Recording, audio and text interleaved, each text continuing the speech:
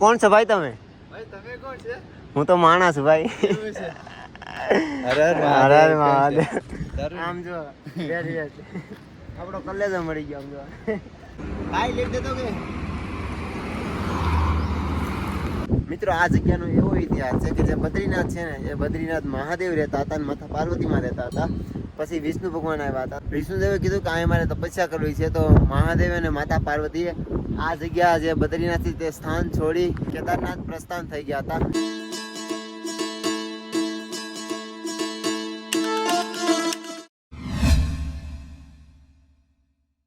નવા વ્લોગમાં તમારું બધાનું સ્વાગત છે ને અત્યારે આપણે છે ને નીકળીએ છીએ બદ્રી વિશાલ અને ભાઈ તૈયાર થઈ ગયા છે. भाई कितना दिन पता देख ऊपर क्यों लाग क्या सीन हो रहा है? इसी दिन ना वजन कांटे में आपको बताएंगे कितना वजन है इसमें. ओह भाई आ वजन ऊपर ऊपर हमारा वजन हल्कू रहेगा. हमारी बॉडी में वजन बराबर एक ना जाए. भाई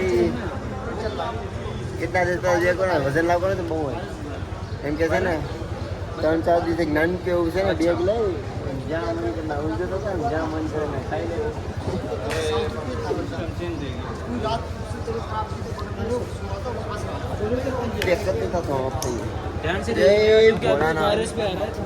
ચાલો ભાઈ નીકળીએ ભાઈ.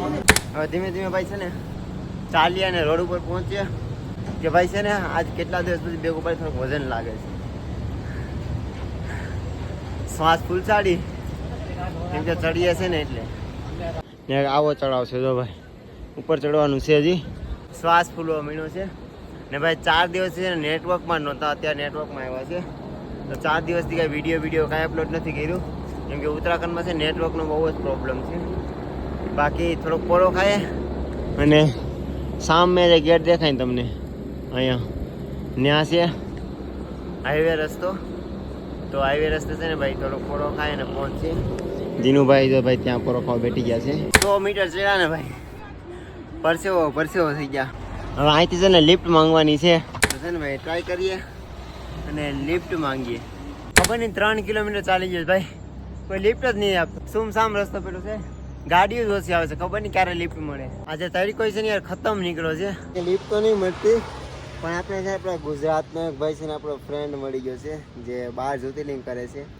હાઈલો આવે છે અને ખબર તો નથી રસ્તામાં જોઈ જશે.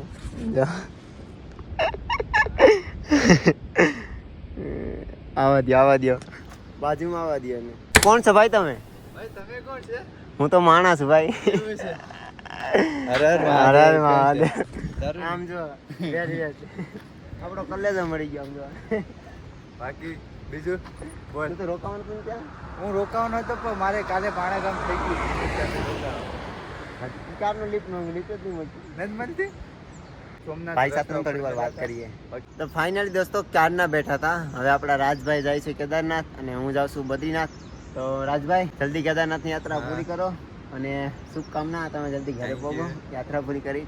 આપણી યાત્રા બાજી છે ને ભાઈ કમસે કમ હજી 2027માં પૂરી થશે. એટલે આપણે તો ભાઈ છે ને દિવસ ગણવાના જ નથી, યાત્રા જ કરવાની છે. કેમ કે આપણે છે ને હજી 29 સ્ટેટ બાકી છે.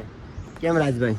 હા મારે તો હવે 10 દિવસ લાગશે. બાકી ભાઈને તો 3 વર્ષ લાગી જશે, 2-3 વર્ષ.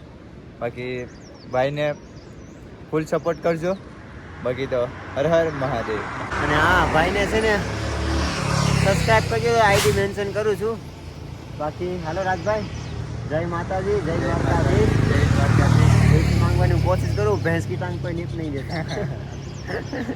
હા યાર 3 કિલોમીટર હાલી ગયો તરીકો પડે જોમ પ્રકારનો બટ કોઈ લિફ્ટ જ નહીં મળતી. યાર એવું લાગે કે રસ્તાઓ ખાલી છે ને પ્રાઇવેટ ટુરિસ્ટ બસ આવે પણ એ લોકો છે ને લિફ્ટ ના આપે.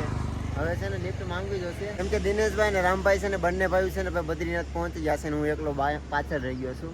તો લિફ્ટ માંગીએ. ભાઈ લિફ્ટ દે દો કે?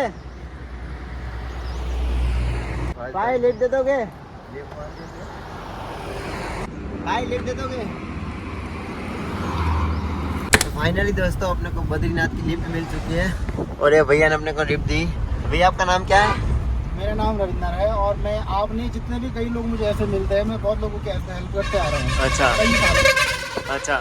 बहुत सारे जैसे महाराज लोग होते हैं उनको भी लेके चले जाते आता हूँ कई बार। अच्छा कई बार कोई फैमिली जैसे हस्बैंड वाइफ आते हैं लिफ्ट लेके, उनका भी लेके आता हूँ। अच्छा, तो थैंक यू सो मच भैया लिफ्ट देने के लिए। क्योंकि भाई कब से ना मैं लिफ्ट मांग रहा था, तो है ना 3 किलोमीटर तो मैं चढ़ के चला गया, फिर भी आधे लोगों ने नहीं दी, तो भैया ने रोक ली। धन्यवाद भैया।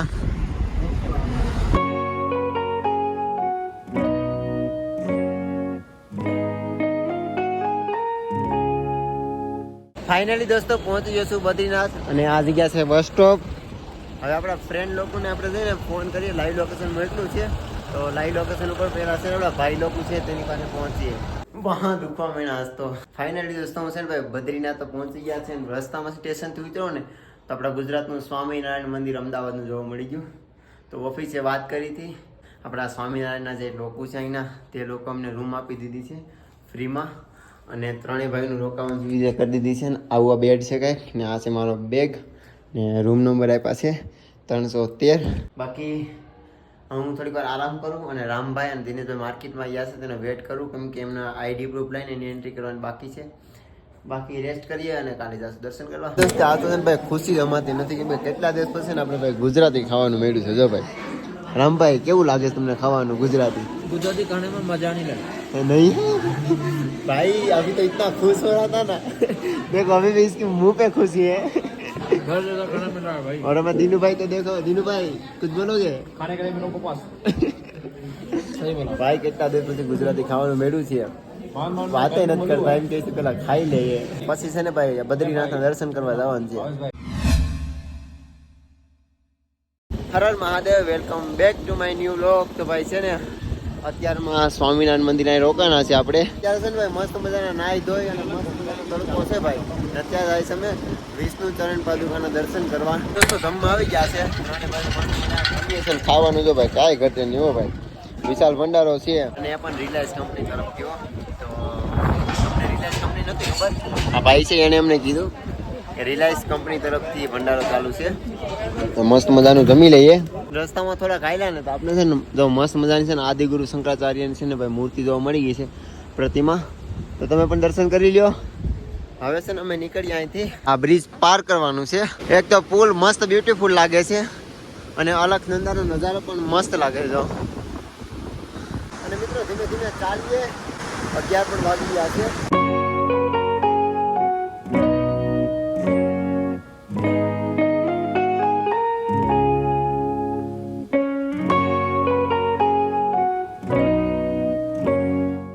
અહીંયાથી ટ્રેક શરૂ થાય છે વિષ્ણુ ચરણ પાદુકાના દર્શન કરવા માટે, અને કંઈક આવી સીડી છે તો ભાઈ ટ્રેક કરવા માટે.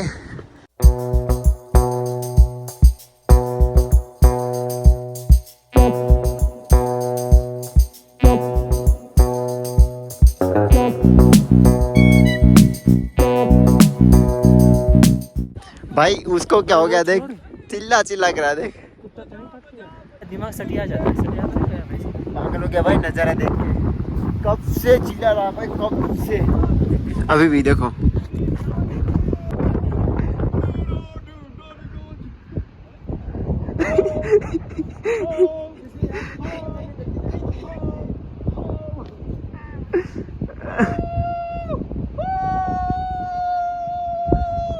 ऐसा लग रहा है भाई इस बंदे को शादी का किसी ने प्रपोज दे दिया.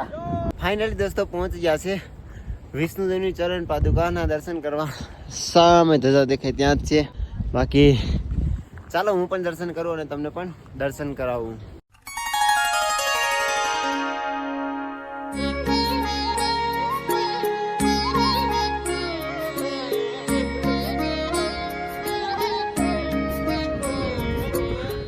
મિત્રો આ જગ્યાનો એવો ઇતિહાસ છે કે જે બદ્રીનાથ છે ને, એ બદ્રીનાથ મહાદેવ રહેતા હતા અને માતા પાર્વતીમાં રહેતા હતા.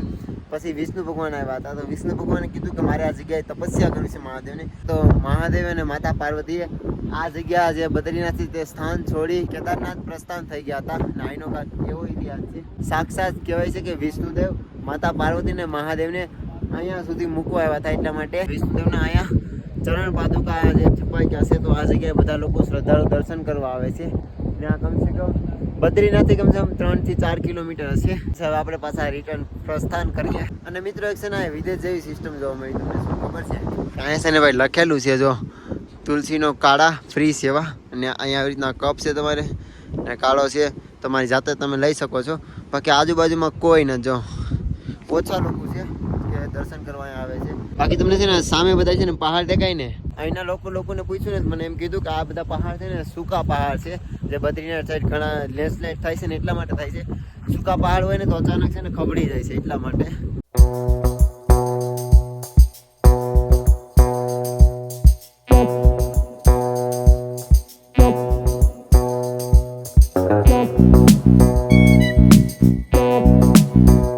અત્યારે છે ને 6 થી 7 વાગો આવી ગયા છે ને આપણે છે ને ભાઈ માર્કેટમાંથી એક પેન્ટ લીધું છે અને રામભાઈએ પેન્ટ લીધા છે અને વરસાદ તો જોમ ધોકાનનો થઈ ગયો છે એટલે જેકેટ પણ આપણું છે ને પલળી ગયું છે અડધું ને બધે પાણી ભરાઈ ગયું જો ભાઈ.